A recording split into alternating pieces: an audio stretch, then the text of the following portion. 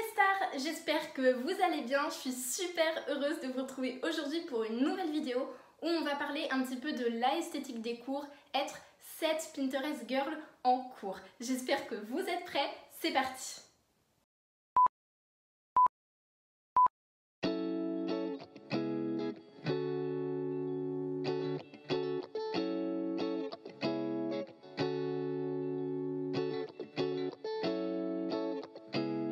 Déjà, qu'est-ce qu'une Pinterest girl? En fait, c'est un petit peu cette fille parfaite, et là on va parler de cette fille parfaite en tant qu'étudiante en cours. Comment on pourrait la définir? Déjà, c'est quelqu'un qui est toujours propre, bien soigné, bien habillé, qui se présente bien. C'est quelqu'un, ses cours, ils sont trop beaux, ils sont fluotés, bien écrits, elle écrit bien, c'est toujours très bien présenté. Ensuite, ça va être quelqu'un qui parle bien, qui a une bonne attitude, avec qui on a envie d'être. Et aujourd'hui, je vous apprends comment devenir cette Pinterest girl. La base, ça va être de se focus sur les cours.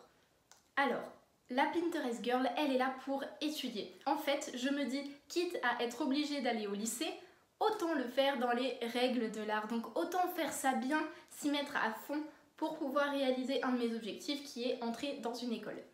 À savoir que je ne dis pas dans quelle école je veux rentrer parce que j'ai peur que ça se passe pas comme je veux, parce que c'est pas encore officiel que j'y sois. Donc j'attends que ce soit officiel et que j'ai tous les papiers pour vous dire que j'y suis intégrée. Donc les cours, les examens, les devoirs, ça passe avant tout. La création de cette esthétique. On va commencer par l'attitude, c'est ma partie préférée. L'attitude passe par bien parler. Bien parler, qu'est-ce que ça comprend? Un bon vocabulaire, un vocabulaire adapté. Je ne parle pas de parler en langage soutenu, mais un langage courant qui passe dans la vie de tous les jours avec un vocabulaire un minimum recherché. Ensuite, le rythme de parole. Vous n'êtes pas obligé de parler super vite. Vous avez le temps de parler, prenez votre temps. Pourquoi je dis ça aussi? Prendre le temps de réfléchir avant de parler est une bonne chose, ça vous évite de dire des bêtises un peu trop vite. Vous n'avez pas trop réfléchi mais vous voulez vous intégrer dans la conversation et vous dites soit quelque chose que vous ne voulez pas dire, soit quelque chose qui est faux. Pensez bien à ce que vous allez dire et quand vous le dites, ne vous pressez pas. Ensuite, la douceur. Quand on vient parler à quelqu'un, on ne l'agresse pas. On a tout le temps de parler et d'être doux dans sa manière de parler. Ça passe aussi par le vocabulaire. La gestuelle, quand on parle, on peut parler avec les mains. Moi, c'est une mimique que j'adore. Certains ne l'aiment pas, c'est pas grave du tout, vous faites comme vous voulez, mais ça aide à la concentration. Vous voyez que j'arrive à mieux maintenir votre attention en parlant avec mes mains plutôt qu'en parlant comme ça. Attention, attention, attention aux tics de langage, j'en ai, tout le monde en a, et il faut faire attention. Donc moi, ça peut être les ou les genres. Et tout, et tout, et tout, quand je raconte quelque chose, ou les du coup, ça c'est assez réputé chez les Français. Mais voilà, faites attention à vos petits tics de langage, faites une liste et essayez de les remplacer par autre chose, ça vous aidera énormément. L'attitude en cours, ça passe aussi par une bonne relation avec les professeurs. C'est quelque chose de très facile, je vais vous donner 2 astuces pour avoir une bonne relation avec ses profs. Première astuce, vous participez en cours, vous essayez de rendre le cours vivant. Faites-le quand personne ne participe. Il pose une question, personne ne sait, là vous participez et là on va vous remarquer. Deuxième astuce, vous attendez la fin du cours, vous allez voir vous poser une question. Pas forcément une question hyper complexe, mais une notion que vous n'avez pas compris, vous lui demandez de réexpliquer. Et là, il va aussi bien s'entendre avec vous et voir que vous êtes une élève attentive. Et alors là, vous avez tout gagné. Attention au bavardage et à toutes les choses qui pourraient vous faire remarquer des autres. Se faire remarquer c'est bien, se faire remarquer positivement c'est mieux. Donc attention à ne pas trop parler, restez focus sur votre cours. La prestance et la présentation, ça aussi j'adore. Vous n'êtes pas obligé d'avoir le même style que tout le monde. Gardez votre style. Vous n'êtes pas obligé d'être une clean girl pour être une Pinterest girl en cours.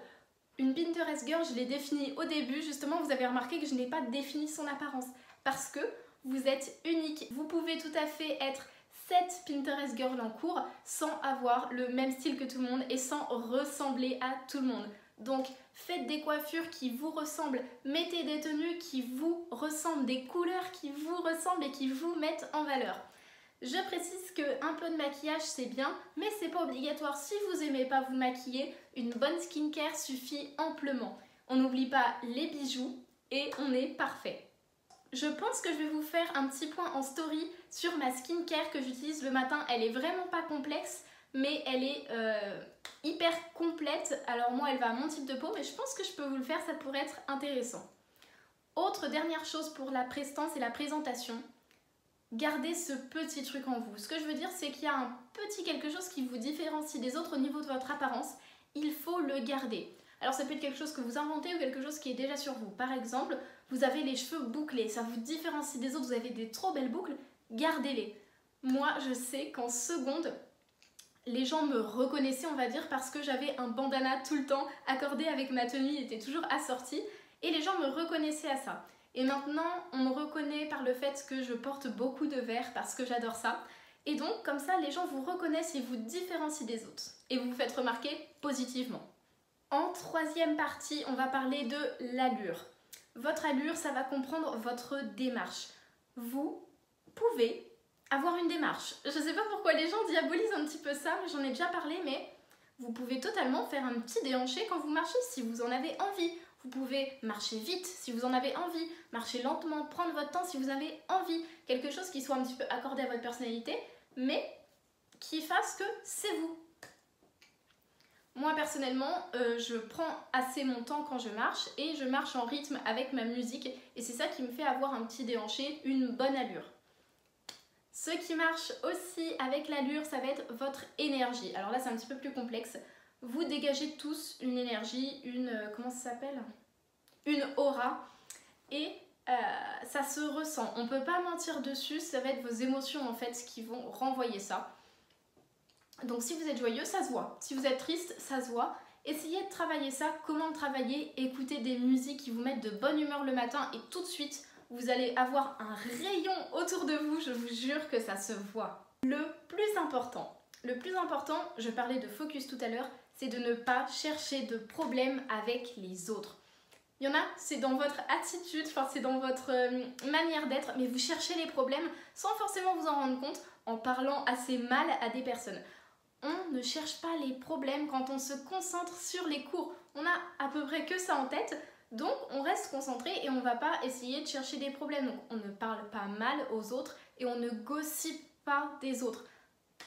Je suis humaine, je gossipe un peu, j'avoue, mais il y a des limites, vous pouvez gossiper un petit peu sans raconter la vie entière de tout le monde à tout le monde. Je ne sais pas si vous savez, mais j'entends beaucoup ça. Les gens qui gossipent, on parle super mal de vous, d'accord ? Super mal. C'est-à-dire que vous n'avez pas l'impression, vous êtes là, vous dites des petits potins, tout ça, un petit peu qui veut l'entendre. Vous savez ce que les gens disent de vous ? Ils disent non mais alors te confie surtout pas à elle, elle va raconter ta vie à n'importe qui, sois pas ami avec elle, etc. etc. Je vous jure que c'est vrai. Donc faites attention parce que vous allez faire fuir les gens.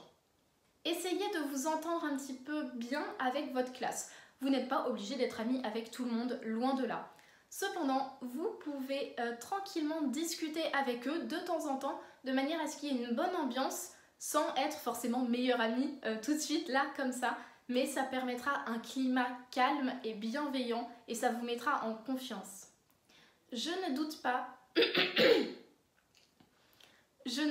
que vos amis soient super, mais si vous voulez vous focus sur les cours, vous ne pouvez pas sortir avec eux tout le temps. Je parle des cours, si vous sortez pendant des heures de perm, pendant des pauses déjeuner, mais aussi du week-end, quand vous avez prévu de travailler, vous travaillez.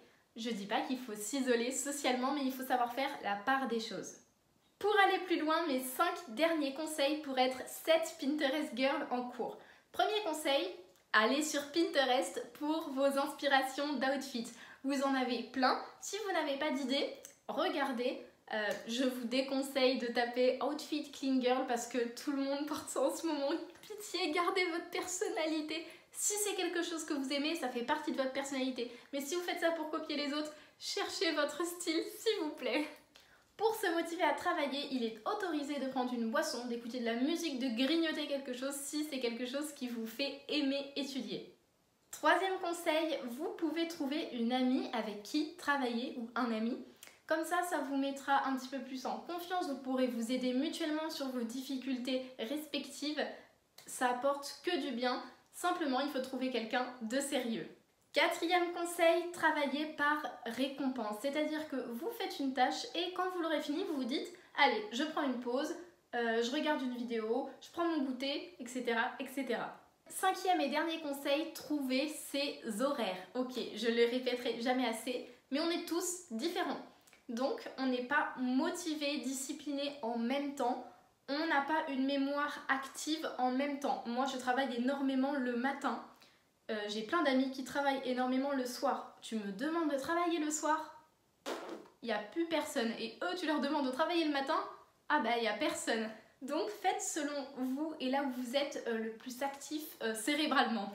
J'espère que cette vidéo vous a plu, ça m'a fait super plaisir de vous la tourner. Je vais me tourner plus sur l'organisation pour mes vidéos maintenant parce que c'est un petit peu plus mon domaine et je sais que ça vous plaît plus. Donc ce sera tourné au niveau de l'organisation et au niveau des cours.